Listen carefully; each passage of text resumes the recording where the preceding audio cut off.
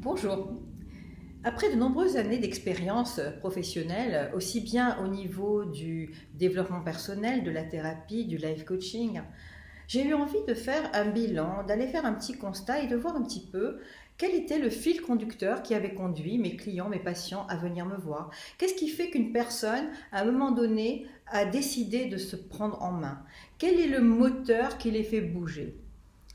C'est vrai que nous sommes dans un monde de communication, surtout à ce niveau-là.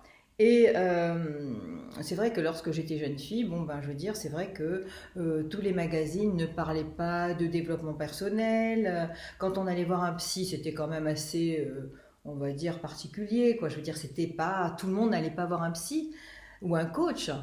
C'est vrai qu'à l'heure actuelle, c'est devenu beaucoup plus courant. Le mode de fonctionnement de pensée a changé. Donc, je me suis mis à la place de quelqu'un qui a envie de faire une recherche, qui a envie de se faire aider. Et donc, pour cela, bien sûr, je suis allée sur le net. J'ai regardé, j'ai acheté des bouquins, j'ai lu, j'ai vu quel était qu'est-ce qui les amenait. Et c'est vrai qu'en fait, on est tous plus ou moins amenés par la même chose par rapport à la prise en conscience d'un malaise qui fait que... Alors, soit on prend conscience du malaise, soit on lit quelque chose et dit non, mais c'est vrai que finalement, moi j'étais avec un manipulateur. Non, mais c'est incroyable, je n'ai pas pensé, c'est vrai. Et en fait, on va se raccrocher. En tout cas, quoi qu'il en soit, qu'on l'ait ressenti nous-mêmes ou qu'on se soit raccroché à des wagons, on finit par éprouver un sentiment de malaise.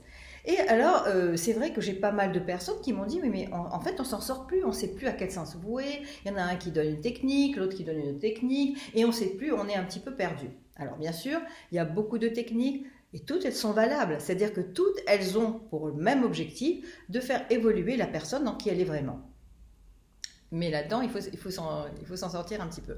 Alors, je me suis demandé comment je pouvais être une contribution à l'autre, aux autres, à ceux qui sont dans le besoin, qui sont dans la demande, qui sont pas bien, quelle pouvait être ma contribution? Comment est-ce que je pourrais, qu'est-ce que je pourrais être, qu'est-ce que je pourrais faire pour que je puisse vraiment aider la personne à aller dans son évolution?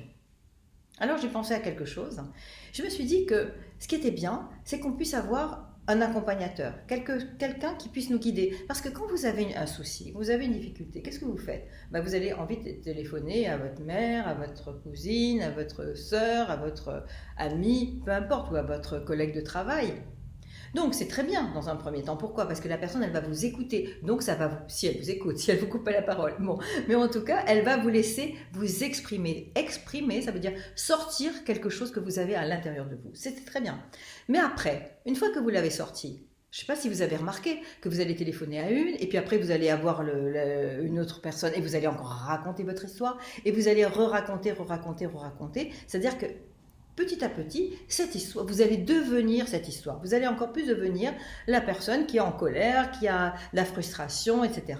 Okay. Et la personne qui écoute, elle va vous écouter et elle va vous donner un conseil. Et ce conseil, c'est un conseil qui est, traduit par ses propres filtres, par son expérience, par ce qu'elle croit, qui est une croyance. Donc tout ça, c'est un peu tronqué. C'est pas ça. Un vrai conseil, c'est vraiment vous aider à être vous, à être ce qui est juste pour vous. Peut-être que votre solution, ça ne sera pas la mienne. Et c'est pas grave. C'est juste que votre solution doit être votre propre solution. Donc voilà, après avoir fait un petit peu ce bilan, je me suis dit que peut-être ce qui serait bien, c'est que je devienne pour vous une oreille, et que je devienne une accompagnatrice. En fait, je me situe plus comme une facilitatrice, c'est-à-dire que vous facilitez le chemin vers vous-même, que ce soit en thérapie, en développement personnel ou en coaching. C'est pour ça que j'ai mis en place des programmes, que vous pouvez suivre comme vous voulez, à la carte. Et tout simplement, de façon à ce que vous soyez plus seul et que vous ayez quelqu'un à qui vous pouvez parler et avec qui vous pouvez évoluer et qui va vous aider. Moi, j'ai fait beaucoup de formations, donc je connais pas mal d'outils et je peux vous aider à dépasser vos peurs, à remettre en doute vos croyances qui vous limitent, en fait, à vous apporter ce dont vous avez besoin au fur et à mesure de votre évolution. Voilà. Alors, en dessous, vous pouvez cliquer et vous allez voir un petit peu, en gros, ce que je propose.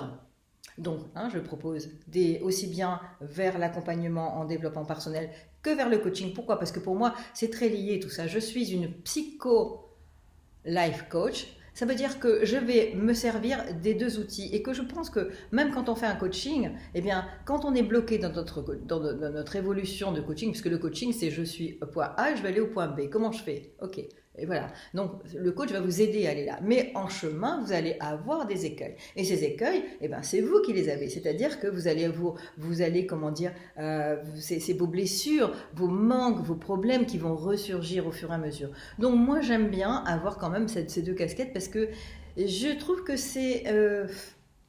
enfin, pour moi, c'est vraiment aidant. Hein, si vous marchez, vous allez faire une randonnée et puis vous vous faites mal aux pieds en marchant, et bien vous n'allez pas dire bah non, écoute, mon but c'est d'arriver là-haut, je vais y arriver coûte que coûte. Non, c'est peut-être de vous asseoir, d'enlever votre chaussure, d'enlever le caillou qu'il y a, qui vous gêne, et peut-être repartir dans une façon beaucoup plus facile pour arriver au sommet. C'est exactement la même chose. Voilà. Donc moi je vous propose mon accompagnement, mais avant, ce que je vais vous proposer, je vais vous faire un cadeau, c'est-à-dire que je vais vous proposer une séance de diagnostic gratuite.